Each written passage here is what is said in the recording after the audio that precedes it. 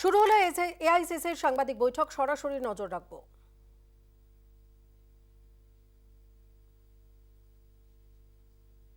आपको और देश को संबोधित करने के लिए राहुल गांधी जी आए हैं। आज हम हमारे प्रश्न वहीं तक रिस्ट्रिक्टेड रखेंगे ताकि विषय की गंभीरता देश के सामने पहुंच सके। आदरणीय राहुल गांधी जी। नमस्कार।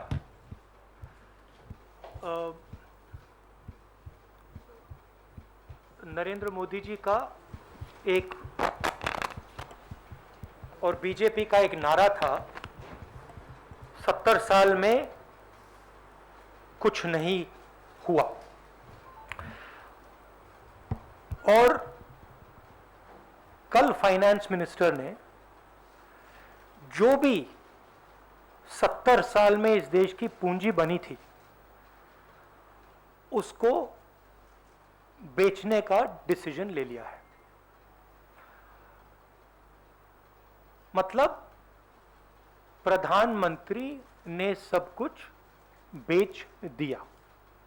अब मैं ये हिंदुस्तान के युवाओं से कहना चाहता हूं,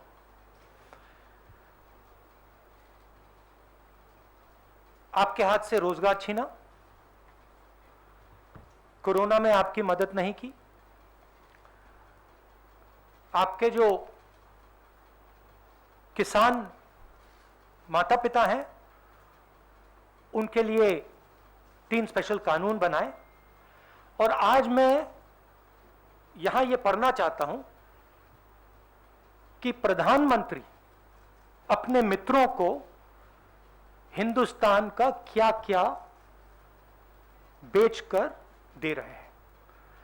और इसको पढ़ने से आपको पता लग जाएगा, मुझे कहने की भी जरूरत नहीं होगी कि कौन सा एसेट किसको जा रहा है। और ये जो सिलेक्शन किया गया है ये किन लोगों के लिए किया गया है और किस प्रकार से उनको फ्री गिफ्ट दिया जा रहा है। तो शुरुआत करता हूं मैं रोडवेज। 1.6 लाख करोड़ रुपीस का gift, 26,700 kilometre national highways. Railways जो इस देश की रीढ़ की हड्डी है, जिसके बिना भाइयों और बहनों देश के गरीब लोग एक शहर से दूसरे शहर में नहीं जा सकते। आज जो लोग ट्रेन में बैठे हैं, आप सुनिए, 1.5 लाख करोड़ रुपए रेलवेज, 400 स्टेशन, 150 ट्रेनें, रेलवे ट्रैक और वुडशेड। और जो हमारे रेलवेज के एम्प्लॉई हैं, आप भी बात समझ लीजिए, जब ये रेलवे से छीनकर किसी प्राइवेट एंटिटी को दिया जाएगा तो आप समझ लीजिए आपके रोजगार का क्या होने वाला है। मुझे समझाने की जरूरत नहीं है। उसके बाद special gift power transmission, 42,300 circuit kilometres of transmission network. Power generation, 6,000 megawatt hydro solar wind assets from NHPC, NTPC, NLC। National gas pipeline, 8,000 kilometre GAIL की पाइपलाइन। किसको जा रहा है आप जानते हो। Petroleum pipeline, 4,000 kilometre Indian oil corporation and HCL की pipeline. Telecoms, 2.86 lakh kilometre of Bharat net fibre optic network. BSNL and MTNL के टावर्स। वेयर हाउसिंग, किसान भाई आप इसको अच्छी तरह सुनिए, वेयर हाउसिंग 29,000 करोड़ रुपीस की warehousing. 210 lakh metric ton food storage, भाई और बहनों, आपको मालूम होगा कि ये 2010 लाख मेट्रिक टन स्टोरेज किसको जारी है, कहने की जरूरत नहीं है।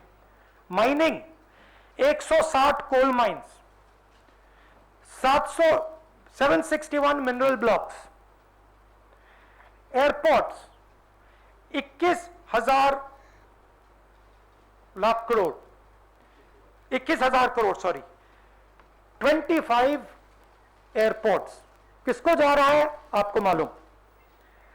पोर्ट्स 13,000 करोड़, 31 प्रोजेक्ट्स, 9 पोर्ट्स किसको जा रहा है आपको मालूम। Stadium 11,000 crore, 2 national stadium. अब देखिए ये जो एसेट्स हैं इनको बनाने में 70 साल लगे हैं और इनको बनाने में हिंदुस्तान की जनता ने लाखों करोड़ रुपए अपना पैसा डाला है। ये पूरा का पूरा 3-4 लोगों के हवाले किया जा रहा है। आपसे कहा जा रहा है भाई और बहनों, क्या नाम दिया इसका, वो क्या कहते हैं इसका, नहीं वो एक लाइन थी, नेशनल मोनेटाइजेशन पाइपलाइन। ये आपका भविष्य है, ये जो आपका भविष्य है इसको बेचा जा रहा है, इन 3-4 उद्योगपतियों को गिफ्ट दी जा रही है। रियलिटी है।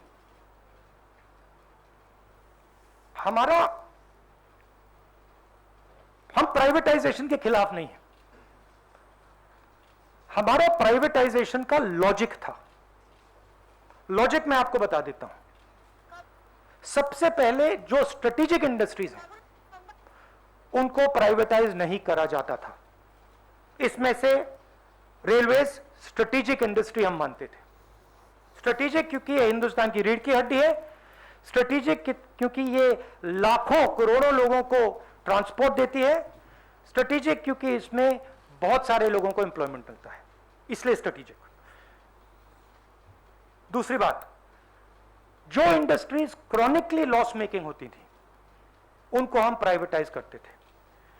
जिन कंपनीज के पास मिनिमल मार्केट शेयर होता था उनको हम प्राइवेटाइज करते थे और उस सेक्टर में हम प्राइवेटाइज करते थे जहां पे प्राइवेट सेक्टर की मोनोपोली की रिस्क हो। मतलब अगर सरकारी कंपनी मोनोपोली को रोक सके तो हम उसको प्राइवेटाइज नहीं कर सकते। अब यहां पे ये सारे के सारे प्राइवेटाइजेशन मोनोपोली बनाने के लिए करे जा रहे हैं, सारे के सारे। मैंने आपको नाम दिया है, power, telecoms, warehousing, mining, airports, ports, ये सब मोनोपोली बनाने के लिए किया जा रहा है। आप जानते हो पोर्ट्स किसके हाथ में है, एयरपोर्ट किसको मिल रहे हैं।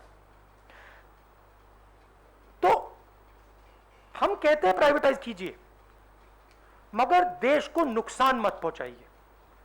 देश को नुकसान कैसे होगा, और जो देश के युवा हैं आप इसको अच्छी तरह सुनिए। जैसे ही ये मोनोपोलीज बनती जाएंगी वैसे ही उतनी ही रेट से आपको रोजगार मिलना बंद हो जाएगा। आप स्कूल्स में हो, कॉलेजेस में हो, इस देश में जो छोटे बिजनेसेस होते हैं, मिडिल साइज बिजनेसेस होते हैं, जो आपको रोजगार देंगे कल, वो सब बंद हो जाएंगे, खत्म हो जाएंगे।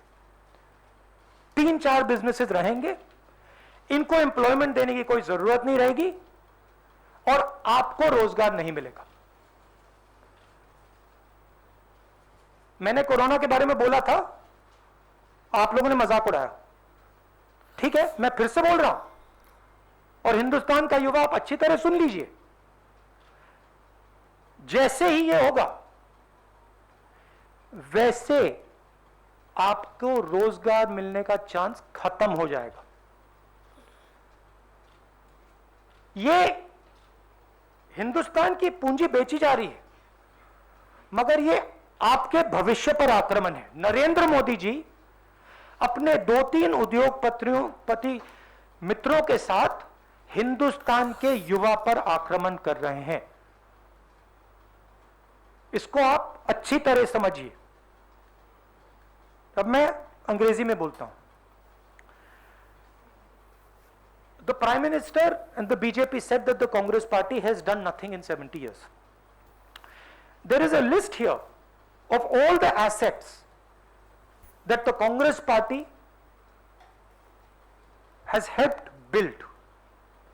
These assets have been built using public money, thousands and thousands of crores of rupees over the last 70 years.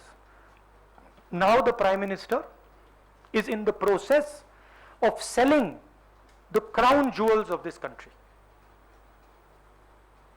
I'm going to read what is being sold, and you can guess to which monopolist it is being sold.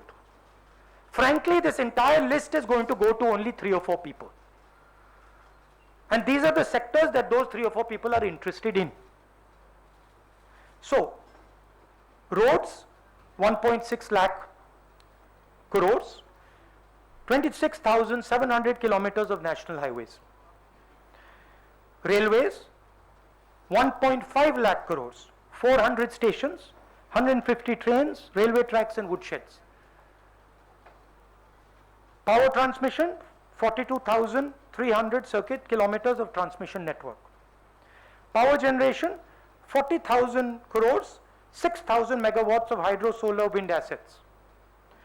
Natural gas pipeline, 25,000 crores, 8,000 kilometers of GAIL pipeline.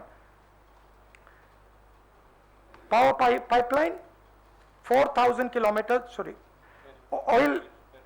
petrol pipeline, 4,000 kilometers, Indian Oil and HPCL pipelines. 22,000 crores. Telecom, 35,000 crores, 2.86 lakh kilometers of BharatNet fiber optics. Warehousing, 29,000 crores, 210 lakh metric tons of food storage. Who is this designed to hurt? This is designed to hurt our farmers. This is designed to make sure that one person gets a monopoly in the agricultural system of India. Mining, 20,000 crores, 160 coal mines. Airports, 21,000 crores, 25 airports. You know who the airports are going to, who they've been going to. These 25 will also go there. Ports, 13,000 crores, 31 projects, 9 ports. You know who that is going to go to. Stadiums, 11,000 crores, 2 national stadiums. So this is what is being given away, what is being gifted. Now, we had a privatization policy. We are not against privatization. We believe that there should be a strategy for privatization. What were the pillars of our strategy? First of all, no strategic asset will be sold. In that there is defense, in that there is railways. You can see that a strategic asset is being sold, right? We said only companies which are chronically loss-making, only companies which have minimal market share, and we will not sell companies where there is a risk of a monopolist. So where the public sector can help ensure that the industry is fair, free, and is not monopolized, we will not sell that sector. This entire privatization is designed to create monopolies. The whole idea behind this thing is to create monopolies for 3 or 4 people.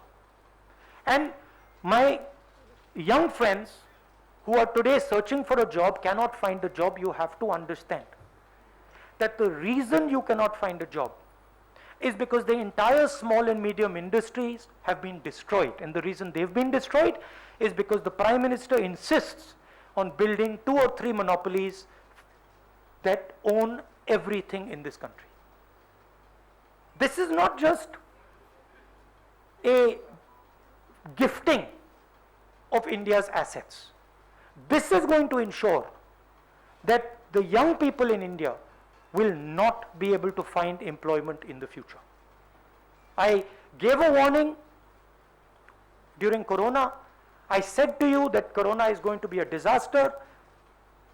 I was ridiculed. I'm saying to you again, this thing is going to ensure that our young people do not get jobs.